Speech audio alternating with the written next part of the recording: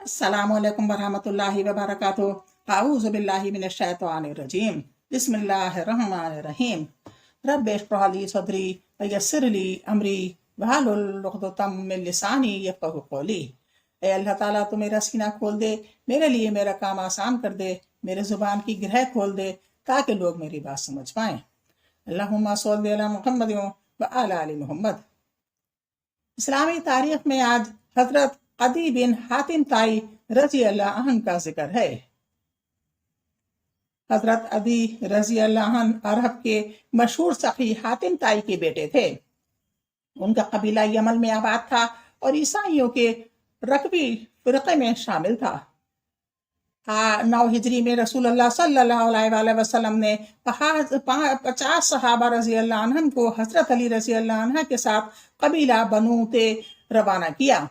इस कबीले के रईस हजरत अली रजी अल्लाह अन्हा इत्तला मिलते ही अपने अहल खाना के साथ फरार होकर शाम चले गए, मगर उनकी बहन सफाना बिन्त हातिम जंगी कैदियों के साथ मदीने लाई गईं। जब कैदियों को आप सल्लल्लाहु अलैहि वसल्लम के सामने पेश किया गया तो सफाना ने अपने बाप की सखावत और रहम दिली का जिक्र करके रिहाई की दरख्वास्त की तो रसूलुल्लाह सल्लल्लाहु अलैहि वसल्लम ने इन्हें उसके मर्तबे के मुताबिक सवारी, लिबास और सफर का तोशा देकर तमाम कैदियों के साथ रिहा कर दिया।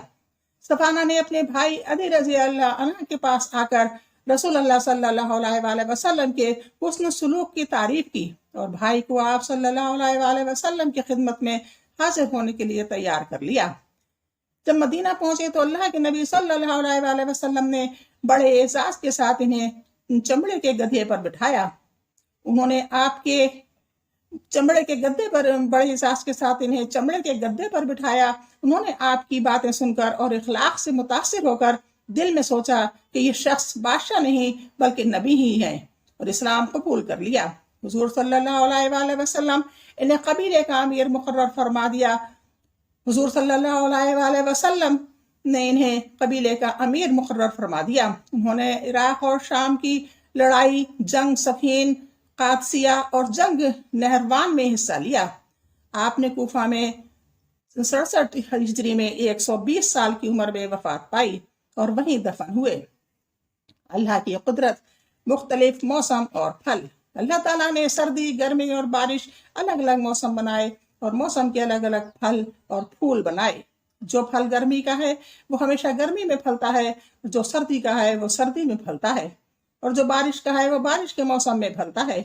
और हर फल का एक अलग अलग जायका बनाया। अगर एक ही मौसम, एक ही फल और फूल होते तो इंसान उगता जाता, लेकिन ये अल्लाह ताला की कुदरत है जिसने 12 महीनों के लिए अलग अलग मौसम और फल फूल बनाए। एक फर्ज के बारे में, वालिदैन के साथ अच्छा सलूक करना। कुरान में अल्लाह ताला फरमाता है, तुम्हारे रब ने फैसला कर दिया है कि अल्लाह के अलावा किसी और की इबादत ना करो और वालिदैन के साथ एहसान का मामला करो। सूरह बनी इसराइल 23 आयत। माँ बाप की खिदमत करना और इनके साथ अच्छा बर्ताव करना फर्ज है। एक सुन्नत के बारे में, बच्चों को सलाम करना। हजरत अनस बिन मालिक रजी अल्लाह अन्हा बच्चों के पास गुजरे तो बच्चों को सलाम किया और फरमाया आप सल्लल्लाहु अलैहि वसल्लम भी इसी तरह किया करते थे। बुखारी 6247। बच्चों को सिखाने की नीयत से सलाम करना आप सल्लल्लाहु अलैहि वसल्लम की सुन्नत है। एक अहम अमल की फजीलत, कर्जदारों को मोहलत देना। रसूलुल्लाह सल्लल्लाहु अलैहि वसल्लम ने फरमाया, जिस शख्स को ये बात पसंद हो कि अल्लाह ताला क़यामत के दिन से परेशानियों से निजात दे तो वो फकीर और तंग दस्त लोगों को कर्ज की अदायगी में मोहलत दे दे या माफ कर दे। मुस्लिम 4000। एक गुनाह के बारे में, किसी की गीबत करना। रसूलुल्लाह सल्लल्लाहु अलैहि वसल्लम से पूछा गया, गीबत क्या है? आप सल्लल्लाहु अलैहि वसल्लम ने फरमाया, अपने भाई की ऐसी बात का जिक्र करना जो इसे अच्छी ना लगती हो।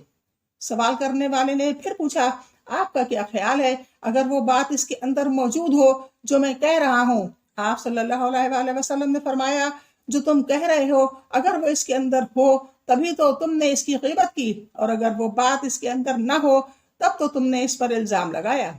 फिरंदी 1934। दुनिया के बारे में, माल आरियत है। حضرت عبداللہ بن مسعود رضی اللہ عنہ فرماتے ہیں کہ تم میں سے ہر ایک مہمان ہے اور اس کا مال عاریت ادھار ہے، عاریت میں ادھار، اور مہمان جانے والا ہے اور ادھار اس کے مالک کو لوٹانی پڑے گی۔ شعب الایمان 10,241۔ آخرت کے بارے میں اہل جہنم کا تذکرہ۔ قرآن میں اللہ تعالیٰ فرماتا ہے بائیں ہاتھ میں نامہ اعمال بائیں ہاتھ میں نامہ اعمال دیے جانے والے کسی بری حالت میں ہے۔ کیسی بری حالت میں؟ وہ لوگ آگ اور کھولتے ہوئے گرم پانی میں ہوں گے اور سیاہ دھوئیں کے سائے میں ہوں گے جو نہ ٹھنڈا ہوگا نہ آرام دہ ہوگا۔ یہ لوگ اس سے پہلے دنیا میں بڑی خوشحالی میں رہتے تھے اور بڑے بھاری گناہ کفر و شرک پر اصرار کیا کرتے تھے۔ سورہ واقعہ 41 سے 46 آیت تک۔ قرآن سے علاج۔ سورہ فاتحہ سے علاج۔ حضرت ابن عباس رضی اللہ عنہ کہتے ہیں کہ صحابہ رضی اللہ عنہ کی ایک جماعت کا گزر ایسی جگہ سے ہوا جہاں ایک شخص کو بچھو نے کاٹ لیا تھا۔ وہاں کے لوگوں میں سے ایک شخص نے صحابہ رضی اللہ عنہ سے دم کرنے کی درخواست کی۔ چنانچہ ایک صحابی تشریف لے گئے اور سورہ فاتحہ پڑھ کر دم کر دیا تو وہ اچھا ہو گیا۔ بخاری 5737۔ قرآن کی نصیحت۔ قرآن میں اللہ تعالیٰ فرماتا ہے جب قرآن پڑھا جائے تو اس کو پوری توجہ اور غور سے سنا کرو اور خاموش رہا کرو تاکہ تم پر رحم کیا جائے۔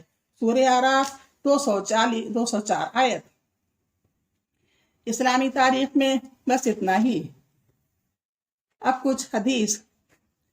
حضرت ابو موسیٰ رضی اللہ عنہ کہتے ہیں کہ نبی صلی اللہ علیہ وسلم نے فرمایا جو شخص اپنے پروردگار کا ذکر کرتا ہے اس کی مثال اور وہ شخص جو ذکر نہیں کرتا اس کی مثال زندہ اور مردہ کی ہے۔ نمبر 2، حضرت سعد بن ابی وقاص رضی اللہ عنہ کہتے ہیں کہ نبی صلی اللہ علیہ وسلم نے فرمایا جس نے کسی غیر کو اپنا جانتے بوجھتے باپ بنا لیا اور اس کی طرف بیٹا ہونے کا تعلق جوڑا اور وہ اس کے باپ نہ ہونے کو جانتا ہے تو جنت اس پر حرام ہے۔ یہ حدیث حضرت ابوبکر رضی اللہ عنہ سے بیان کی گئی۔ آپ نے فرمایا کہ اس حدیث کو حضرت محمد صلی اللہ علیہ وسلم سے میرے کانوں نے سنا ہے اور میرے دل نے اس کو یاد رکھا ہے۔ تیسری، حضرت ابو ہریرہ رضی اللہ عنہ کہتے ہیں کہ حضرت محمد رسول اللہ صلی اللہ علیہ وسلم نے فرمایا پہلوان سخت آدمی کو نہیں کہتے ہیں بلکہ پہلوان وہ ہے کہ غصے کے وقت اس کا نفس اس کے قبضے میں ہو۔ چوتھی، حضرت ابو ہریرہ رضی اللہ عنہ کہتے ہیں کہ حضرت محمد رسول اللہ صلی اللہ علیہ وسلم نے فرمایا مومن آدمی ایک سوراخ سے 2 بار نہیں کٹواتا ہے، یعنی 2 بار دھوکہ نہیں کھاتا ہے کسی ایک آدمی سے۔ نمبر 5، حضرت ابو ہریرہ رضی اللہ عنہ کہتے ہیں کہ نبی صلی اللہ علیہ وسلم نے فرمایا کہ اللہ تعالیٰ کو چھینک پسند ہے، جب کوئی چھینک لے تو الحمدللہ کہے اور دوسرے سننے والے کو یا رحمک اللہ کہنا چاہیے۔ رہی جمائی تو وہ شیطانی حرکت ہے، اگر کسی کو جمائی آ جائے تو جہاں تک ممکن ہو اس کو روکو کیونکہ جمائی لینے کے وقت شیطان تم پر ہنستا ہے۔